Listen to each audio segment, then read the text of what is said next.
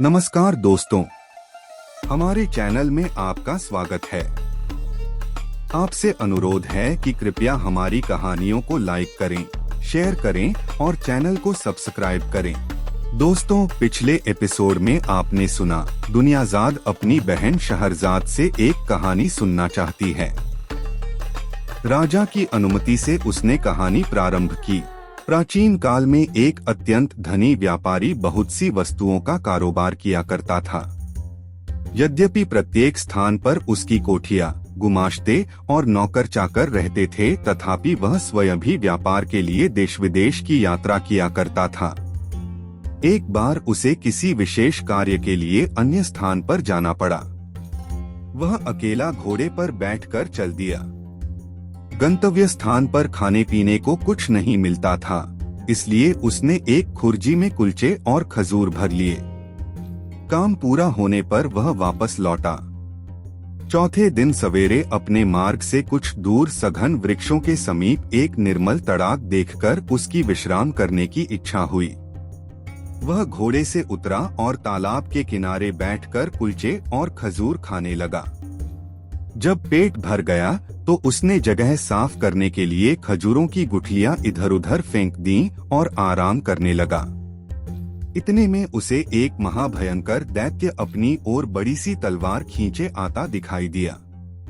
पास आकर दैत्य क्रोध से गरजकर बोला, इधर आ, तुझे मारूंगा। व्यापारी उसका भयानक रूप देखकर और गर्जन सुनकर कांपने लगा और बोला, स्वामी, मैंने क्या अपराध किया है कि आप मेरी हत्या कर रहे हैं?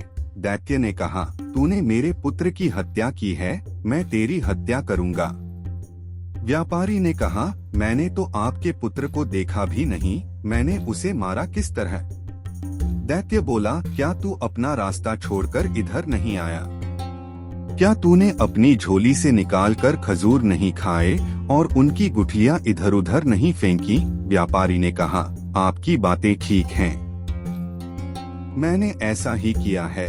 दैत्य ने कहा, जब तू गुठलियां फेंक रहा था तो इतनी जोर से फेंक रहा था कि एक गुठली मेरे बेटे की आंख में लगी और बेचारे का उसी समय प्राणांत हो गया। अब मैं तुझे मारूंगा। व्यापारी बोला, स्वामी, मैंने आपके पुत्र को जानबूझकर तो मारा नहीं है। फिर मुझसे जो भूल हो गई है उसके लिए मैं आपके पैरों पर गिरकर क्षमा मांगता हूँ। दैत्य ने कहा, मैं न दया करना जानता हूँ न क्षमा करना। और क्या खुद तुम्हारी शरीयत में नरवत के बदले नरवत की आज्ञा नहीं दी गई है? मैं तुझे मारे बगैर नहीं रहूंगा। यह कहकर दैत्य ने व्यापारी की बाह पकड़कर उसे पृथ्वी पर गिरा दिया और उसे मारने के लिए तलवार उठाई। व्यापारी अपने स्त्री पुत्रों की याद कर कर के विलाप करने लगा, साथ ही ईश्वर और पवित्रात्माओं की सौगंध दिला दिलाकर दैत्य से अपने प्राणों की भिक्षा मांगने लगा। दैत्य ने यह सोचकर हाथ रोक लिया कि जब यह थककर हाथ पांव पटकना बंद कर देगा तो इसे मारूंगा। लेकिन व्यापारी ने रोना पीटना बंद ही नहीं किया। अंत में दैत्य ने उससे कहा, तू बेकार ही अपने को और मुझे तंग कर रहा है। तू अगर आंसू की जगह आंखों से खून बहाए तो भी मैं तुझे मार डालूंगा। व्यापारी ने कहा, कितने दुख की बात है कि आपको किसी भांति मुझ पर दया नहीं आती। आप एक दीन निष्पाप मनुष्य को अन्यायपूर्वक मारे डाल रहे हैं और मेरे रोने गिड़गिड़ाने का आप पर कोई प्रभाव नहीं होता। मुझे तो अब भी विश्वास नहीं होता कि आप मुझे मार डालेंगे। दैत्य ने कहा, नहीं, निश्चय ही मैं तुम्हें मार डालूंगा। इतने में सवेरा हो गया। शहरजाद इतनी कहानी कहकर चुप हो गई। उसने सोचा, बादशाह के नमाज पढ़ने का समय हो गया है और उसके बाद वह दरबार को जाएगा। दुनियाजाद ने कहा, बहन, यह कितनी अच्छी कहानी थी। शहरजाद बोली, तुम्हें यह कहानी पसंद है? अभी तो कुछ नहीं, आगे तो और भी आश्चर्यप्रद है। तुम सुनोगी तो और भी खुश होगी। अगर बादशाह सलामत ने आज मुझे जीवित रहने दिया और फिर कहानी कहने की अनुमति दी तो कल रात मैं तुम्हें शेष कथा सुनाऊंगी, वरना भगवान के पास चली जाऊंगी। शहरयार को भी यह कहानी बेहद पसंद आई थी।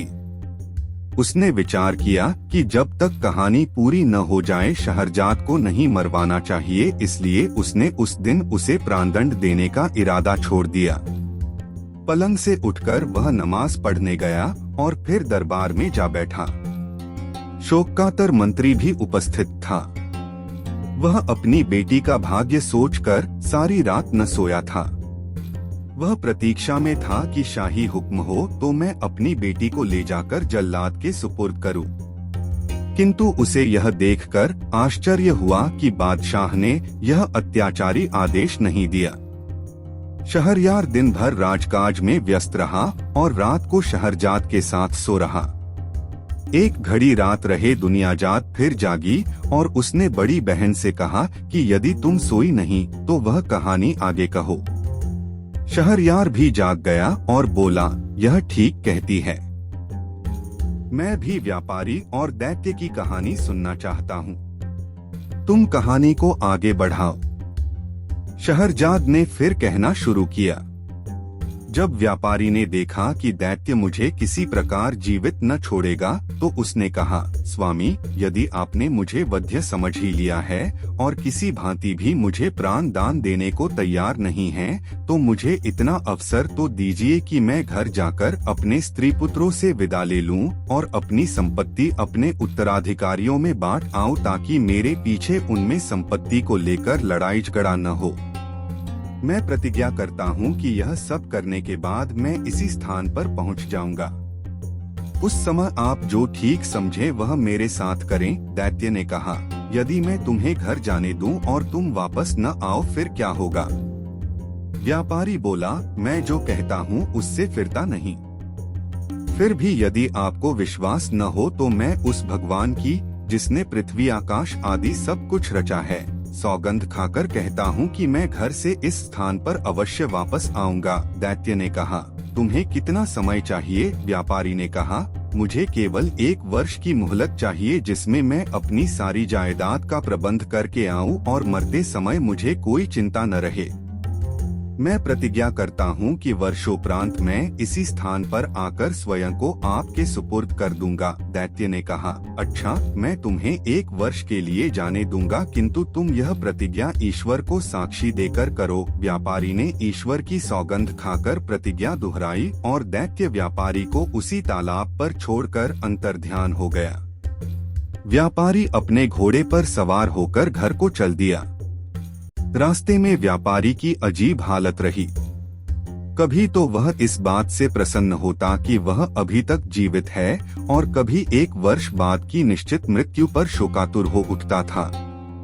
जब वह घर पहुंचा तो उसकी पत्नी और बंधु बांधव उसे देखकर प्रसन्न हुए, किंतु वह उन लोगों को देखकर रोने लगा। वे लोग उसके विलाप से समझे कि उसे व्यापार में कोई भारी घाटा हुआ है या कोई और प्रिय वस्तु उसके हाथ से निकल गई है, जिससे उसका धैर्य जाता रहा है। जब व्यापारी का चित्त संभला और उसके आंसू थमे तो उसकी पत्नी ने कहा, हम लोग तो तुम्हें देखकर प्रसन्न हुए हैं, तुम क्यों इस तरह रोधो रहे हो? व्यापारी ने कहा, रोधो नहीं तो और क्या करूं? मेरी जिंदगी 1 ही वर्ष की और है। फिर उसने सारा हाल बताया और दैत्य के सामने ईश्वर को साक्षी देकर की गई अपनी प्रतिज्ञा का वर्णन किया। यह सारा हाल सुनकर वे सब भी रोने पीटने लगे। विशेषतः उसकी पत्नी सिर पीटने और बाल नोचने लगी और उसके लड़के बच्चे ऊंचे स्वर में विलाप करने लगे। वह दिन रोने पीटने ही में बीता। दूसरे दिन से व्यापारी ने अपना सांसारिक कार्य आरंभ कर दिया। उसने सबसे पहले अपने नदाताओं का धन वापस किया। उसने अपने मित्रों को बहुमूल्य भेंटें दी, फकीरों साधुओं को जी भरकर दान किया, बहुत से दास दासियों को मुक्त किया। उसने अपनी पत्नी को यथेष्ट धन दिया, अवयस्क बेटे बेटियों के लिए अभिभावक नियुक्त किए और संतानों में संपत्ति को बांट दिया। इन सारे प्रबंधों में 1 वर्ष बीत गया और वह अपनी प्रतिज्ञा निभाने के लिए दुखी मन से चल दिया। अपने कफन दफन के खर्च के लिए उसने कुछ रुपया अपने साथ रख लिया। उसके चलते समय सारे घर वाले उससे लिपट कर रोने लगे और कहने लगे कि हमें भी अपने साथ ले चलो ताकि हम भी तुम्हारे साथ प्राण दे दें। व्यापारी ने अपने चित्त को स्थिर किया और उन सबको धैर्य दिलाने के लिए कहने लगा, मैं भगवान की इच्छा के आगे सिर झुका रहा हूँ। तुम लोग भी धैर्य रखो। यह समझ लो कि एक दिन सभी की मृत्यु होनी है। मृत्यु से कोई भी नहीं बच सकता, इसलिए तुम लोग धैर्यपूर्वक अपना काम करो। अपने सगे संबंधियों से विदा लेकर व्यापारी चल दिया और कुछ समय के बाद उस स्थान पर पहुंच गया जहां उसने दैत्य से मिलने को कहा था। वह घोड़े से उतरा और तालाब के किनारे बैठकर दुखी मन से अपने हत्यारे दैत्य की राह देखने लगा। इतने में एक वृद्ध पुरुष एक हिरनी लिए हुए आया और व्यापारी से बोला, तुम इस निर्जन स्थान में कैसे आ गए? क्या तुम नहीं जानते कि बहुत से मनुष्य धोखे से इसे अच्छा विश्राम स्थल समझते हैं और यहाँ आकर दैत्यों के हाथों भांति भांति के दुख पाते हैं? व्यापारी ने कहा, आप ठीक कहते हैं। मैं भी इसी धोखे में पड़कर एक दैत्य का शिकार होने वाला हूँ। यह कहकर उसने बूढ़े को अपना सारा वृत्तांत बता दिया। बूढ़े ने आश्चर्य से कहा, यह तुमने ऐसी बात बताई जैसी संसार में अब तक किसी ने नहीं सुनी होगी। तुमने ईश्वर की जो सौगंध खाई थी उसे पूरा करने में प्राणों की भी चिंता नहीं की। तुम बड़े सत्यवान हो और तुम्हारी सत्यनिष्ठा की जितनी प्रशंसा की जाए कम है। अब मैं यहाँ ठहर कर देखूंगा कि दैत्य तुम्हारे साथ क्या करता है। वे आपस में वार्तालाप करने लगे। इतने ही में एक और वृद्ध पुरुष आया जिसके हाथ में रस्सी थी और दो काले कुत्ते उस रस्सी से बंधे हुए थे। वह उन दोनों से उनका हालचाल पूछने लगा। पहले बूढ़े ने व्यापारी का संपूर्ण वृतांत कहा और यह भी कहा कि मैं आगे का हालचाल देखने यहाँ बैठा हूँ। दूसरा बूढ़ा भी यह सब सुनकर आश्चर्यचकित हुआ और वहीं बैठकर दोनों से बातें करने लगा। कुछ समय के उपरांत एक और बूढ़ा एक खच्चर लिए हुए आया और पहले दो बूढ़ों से पूछने लगा कि यह व्यापारी इतना दुखी होकर यहाँ क्यों बैठा है। दोनों ने उस व्यापारी का पूरा हाल कहा। तीसरे वृद्ध पुरुष ने वहाँ ठहरकर इस व्यापार का अंत देखने की इच्छा प्रकट की, अतएव वह भी वहाँ बैठ गया। अभी तीसरा बूढ़ा अच्छी तरह सांस भी नहीं ले पाया था कि उन चारों व्यक्तियों ने देखा कि सामने के जंगल में एक बड़ा गहन धूम्रपुंज उठ रहा है। वह धुएं का बादल उनके समीप आकर गायब हो गया। वे लोग आश्चर्य से आंखें मल ही रहे थे कि एक अत्यंत भयानक दैत्य उपस्थित हो गया। उसके हाथ में तलवार थी और उसने व्यापारी से कहा, उठकर इधर आ, मैं तुझे मारूंगा। तूने मेरे बेटे को मारा है। यह सुनकर व्यापारी और तीनों बूढ़े कांपने लगे और उच्च स्वर में विलाप करने लगे। उन सब के रोने चिल्लाने से जंगल गूंज उठा, किंतु दैत्य व्यापारी को पकड़कर एक ओर ले ही गया। हिरनी वाले बूढ़े ने यह देखा और वह दौड़कर दैत्य के पास पहुंचा और बोला, दैत्य महाराज, मैं आपसे कुछ निवेदन करना चाहता हूँ। आप अपने क्रोध पर कुछ देर के लिए संयम रखें।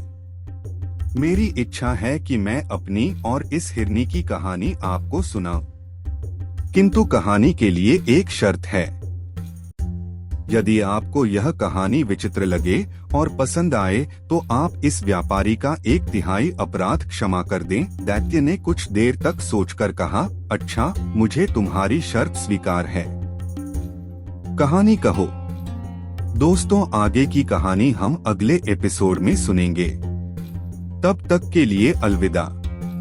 अपना ध्यान रखना और कृपया कहानी को लाइक और शेयर करें। हमारे चैनल को सब्सक्राइब करें।